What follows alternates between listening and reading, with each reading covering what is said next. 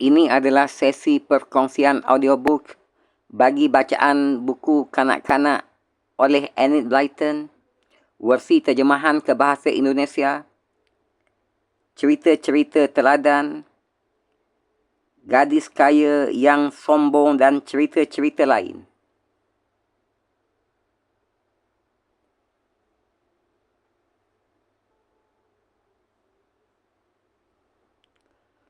Gadis kaya yang sombong dan cerita-cerita lain oleh Enid Blyton.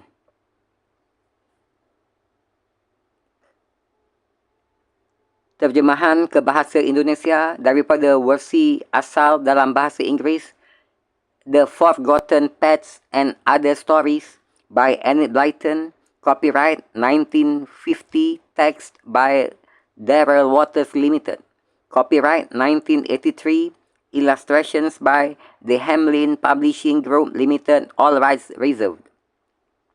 Gadis kaya yang sombong dan cerita-cerita lain oleh Enid Blyton. Diterbitkan pertama kali oleh penerbit PT Gramedia Pustaka Utama, Jakarta 1986. Cetakan ke-14, Juni 2016.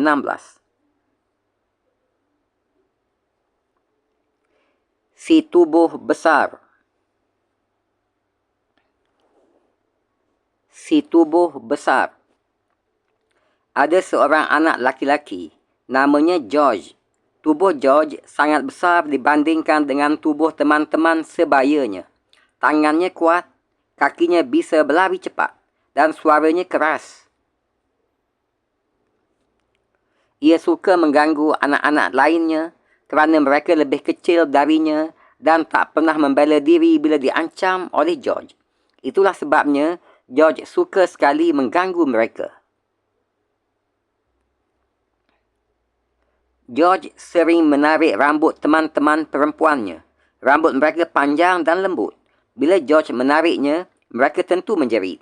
Bukan hanya itu, George juga suka mencubit lengan atau kaki teman-teman perianya, teman-teman lelakinya. Mereka pun selalu menjerit kesakitan. Bobby tidak senang melihat perbuatan George.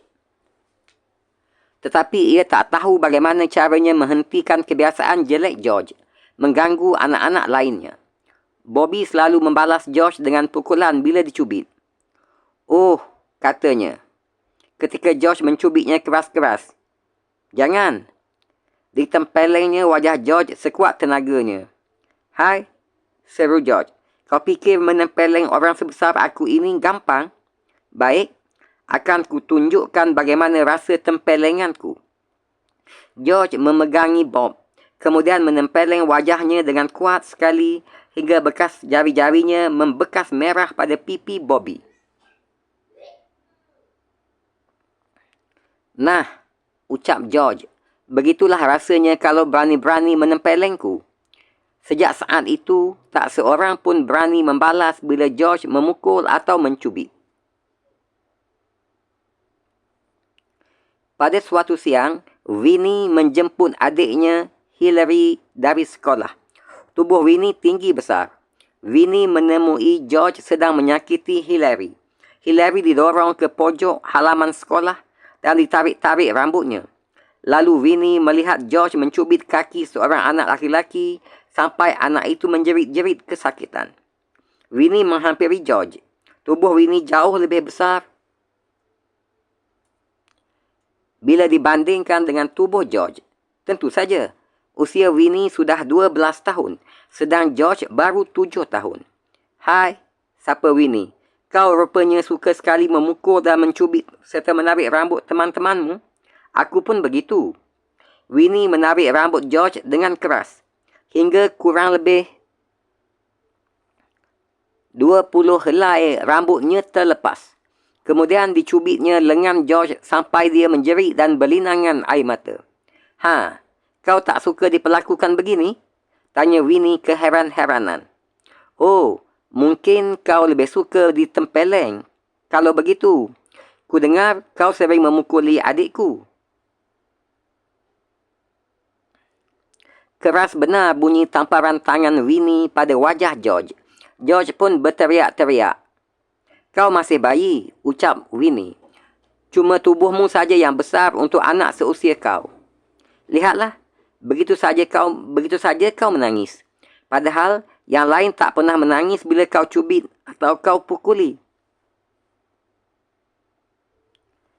Adakah permainan lain yang kau sukai selain ini semua?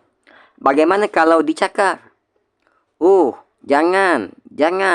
George berkata sambil menangis. Jangan sakiti aku lagi. Aku akan pulang.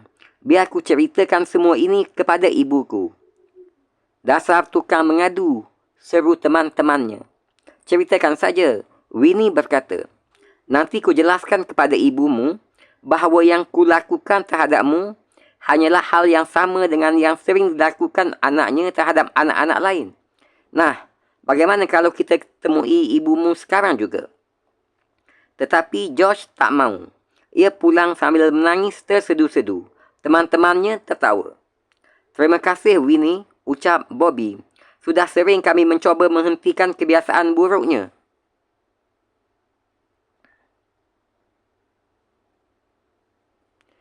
Tetapi sia-sia. Ia terlalu besar buat kami. Tidak buatku, Winnie membalas. Dia telah menyalahgunakan tubuhnya yang besar. Aku terpaksa menunjukkan kepadanya bahawa itu salah. Dengan begitu, ia akan tahu bagaimana yang seharusnya.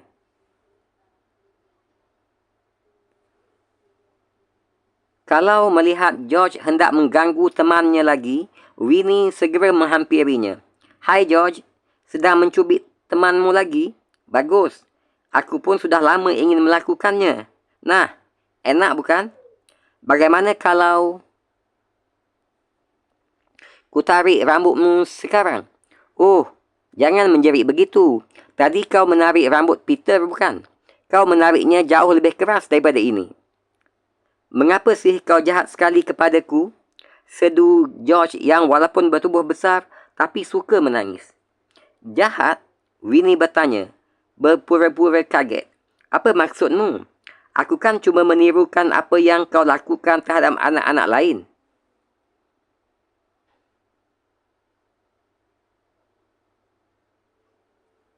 Kalau itu kau katakan jahat, jadi kau sendiri juga jahat, dong? George berfikir-fikir. Memang benar Winnie hanya menirukan apa yang dilakukannya terhadap anak-anak lain. Jadi, dia jahat. Kalau begitu, kau jauh lebih besar dariku. Seharusnya kau tidak menggunakan kekuatanmu untuk menjahati orang, sedu George. Tentu saja tidak, sahut Winnie. Aku menggunakan kekuatanku untuk membantu ibuku mengangkat barang yang berat-berat dan mengerjakan pekerjaan-pekerjaan beliau. Lainnya, aku menggunakannya juga untuk berjalan-jalan, memetik bunga-bungaan liar dan buah-buahan. Setiap hari aku menggunakan tenagaku untuk membersihkan tempat tidur, membantu ayah di kebun. Begitulah caraku menggunakan tenagaku, George.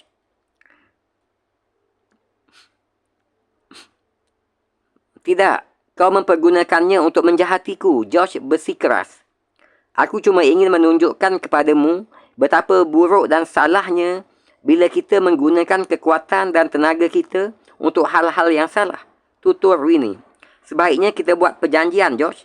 Kalau kau tidak lagi menjahati teman-temanmu, aku akan berhenti mengganggumu. Bagaimana? Baiklah, kata George berkata. Baik. Aku yakin hidupmu akan lebih bahagia bila kau tak menyakiti teman-temanmu, George, kata Winnie. Percayalah.